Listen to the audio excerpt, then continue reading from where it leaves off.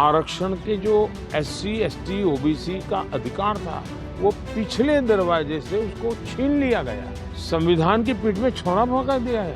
सचेत करना है मेरे SC, ST, OBC और अति पिछड़े भाई बहनों को, क्योंकि इनको अंधेरे में रख करके ये लोग लूट चला रहे हैं।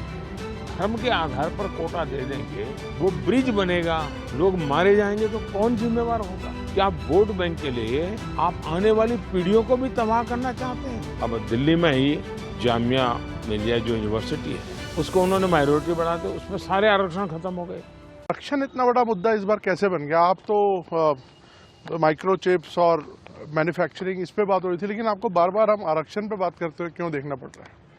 मुझे नहीं करना पड़ रहा है, मुझे सचेत करना है मेरे SC, ST, OBC और अति पिछड़े भाई बहनों को, क्योंकि इनको अंधेरे में रख करके ये लोग लूट चला रहे हैं। और चुनाव एक ऐसा समय है कि जो सबसे बड़ा संकट आ रहा है उससे देशवासियों को मुझे जागरूक करना चाहिए।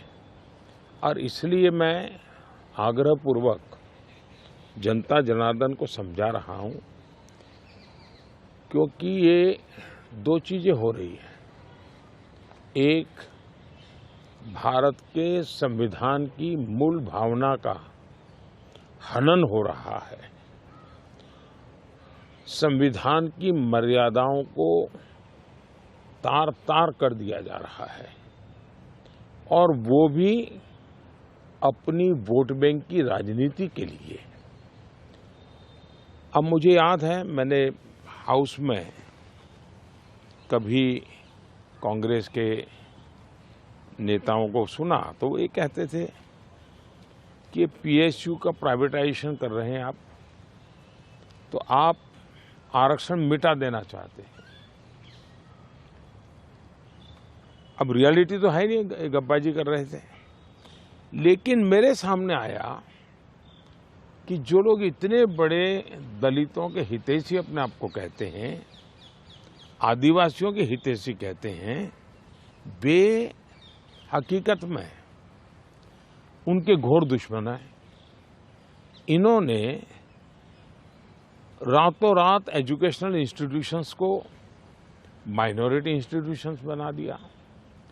माइनॉरिटी इंस्टीट्यूशन बना दिया तो उन्होंने आरक्षण उसमें खत्म कर दिया।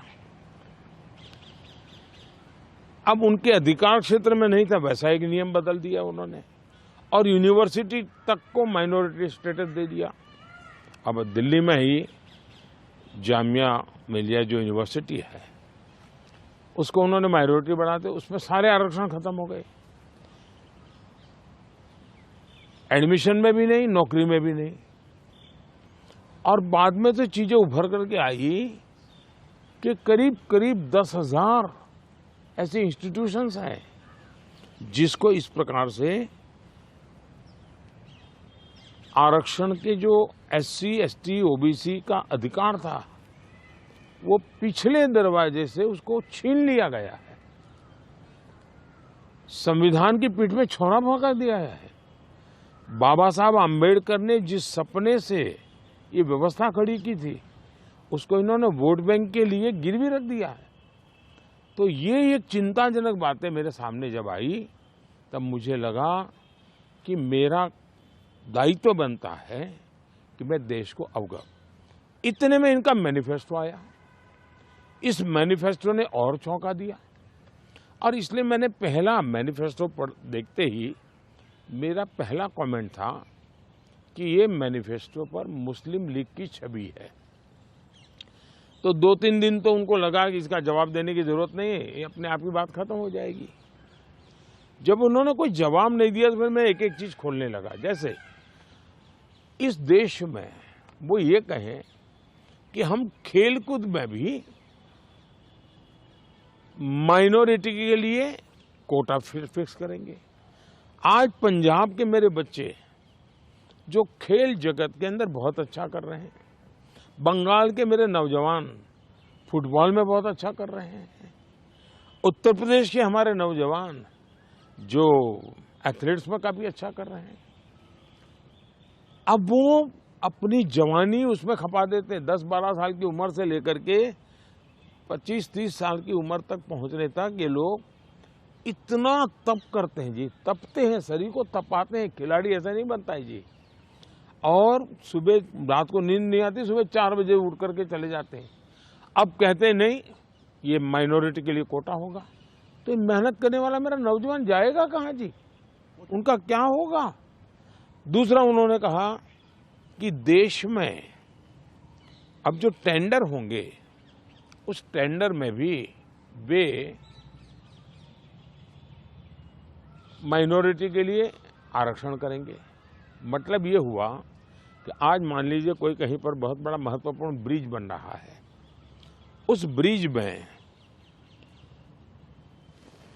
कौन ब्रिज बनाएगा, तो जिसके पास ट्रैक रिकॉर्ड है, जिसके पास संसाधन है, जिसके पास कैपेबिलिटी है, जो परफॉर्म कर सकता है, सारे उसकी जो रिक्वायरमेंट उसकी पूरी करता है, उसमें कंपटीशन होती है और कंपटीशन में जो निकलता है उसको टेंडर मिलता है। ये कहते नहीं, ये सब बाद में। अब मुझे बताइए, अगर इसी प्रकार से सिर्फ धर्म के आधार पर कोटा दे देंगे, वो ब्रिज बनेगा, लोग मारे जाएंगे, तो कौन जिम्मेवार होगा। क्या आप वोट बैंक के लिए आप आने वाली पीढ़ियों को भी तबाह करना चाहते हैं। तो ये ऐसे विषय थे जो कांग्रेस ने अपनी वोट बैंक की खातिर मैदान में उतारे। तब मेरा कर्तव्य बनता है कि मैं मेरे दलित भाइयों के अधिकार के लिए लड़ूं, मेरे आदिवासी भाई बहनों के अधिकार के लिए लड़ूं, मेरे ओबीसी पिछड़े भाई बहनों के अधिकार के लिए लड़ूं, और इसलिए मैं लड़ाई लड़ रहा हूं। उत्तर प्रदेश की हर खबर से अपडेट रहने के लिए श्रेष्ठ यूपी को करें सब्सक्राइब, बेल आइकन दबाएं और देखते रहें श्रेष्ठ यूपी।